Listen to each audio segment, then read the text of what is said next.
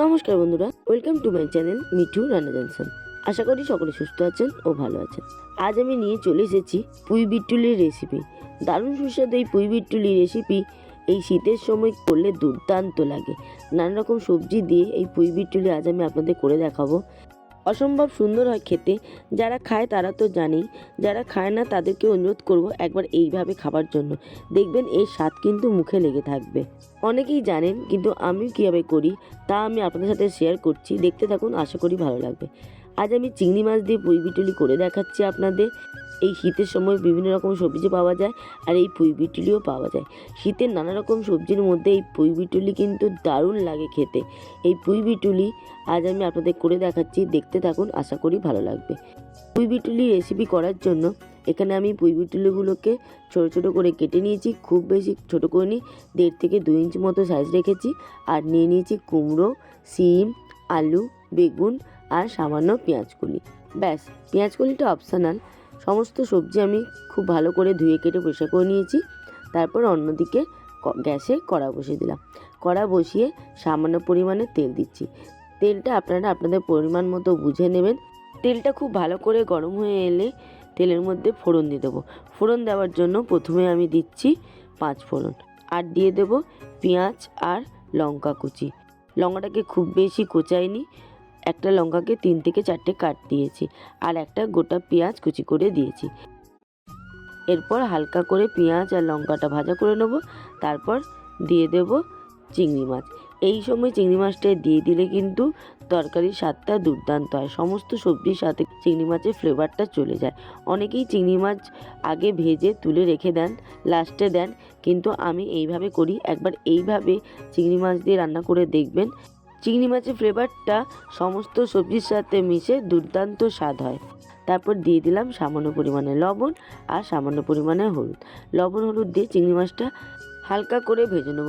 খুব কড়া করব না, হালকা করে ভেজে যে একটু কালার চেঞ্জ হয়ে আসবে, তারপর দিয়ে দেবো সমস্ত সবজি, আলু, কুমড়ো, বেগুন আর পেঁয়াজকলি। সমস্ত সবজি দেওয়ার পর দিয়ে দেবো কেটে রাখা পুঁই বিটুলি। একসাথেই সব কিছু দিয়ে দেবো। একসাথে সমস্ত সবজি দিয়ে খুব ভালো করে সব কিছু একসাথে মিশিয়ে নেব। ফোড়ন, মশলা, তেল যা যা আছে সব কিছু একসাথে খুব ভালো করে মিশিয়ে নিতে হবে। সমস্ত কিছু একসাথে খুব ভালো করে মিশিয়ে নিয়ে অল্প করে মিনিট 2-3 এইভাবে নাড়িয়ে নাড়িয়ে ভাজা ভাজা করে নিলাম। তারপর ওপর থেকে দিয়ে দিচ্ছি সামান্য পরিমাণে হলুদ গুঁড়ো, আর দেব সামান্য পরিমাণে লঙ্কা গুঁড়ো। লঙ্কাটা আপনারা বুঝে দেবেন, কাঁচা লঙ্কা দিয়েছি। আর দিয়ে দেবো সামান্য পরিমাণে লবণ। লবণটা পরিমাণ মতো বুঝে দেবেন। তারপরেই ঢাকা দিয়ে রেখে দেবো মিনিট 5-7 মতো। গ্যাস লো টু মিডিয়াম ফ্লেমে রেখেছি। এই সময় গ্যাস লো টু মিডিয়াম ফ্লেমে রেখেই ঢাকা দিয়ে রেখে দিচ্ছি রান্না হতে। এই পুঁই বিটুলি রান্নায় কিন্তু কোনো রকমের জলের প্রয়োজন হয় না। লো টু মিডিয়াম ফ্লেমে গ্যাস রেখে ঢাকা দিয়ে দিয়ে রান্না করলে কিন্তু রান্নার স্বাদ দারুণ হয়। খুব সুন্দরভাবে দেখুন প্রায় 50% মতো সেদ্ধ হয়ে গেছে।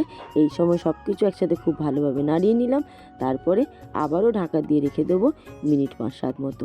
এইভাবে ঢাকা দিয়ে দিয়ে পুরো রান্নাটাই আমি করে নিচ্ছি।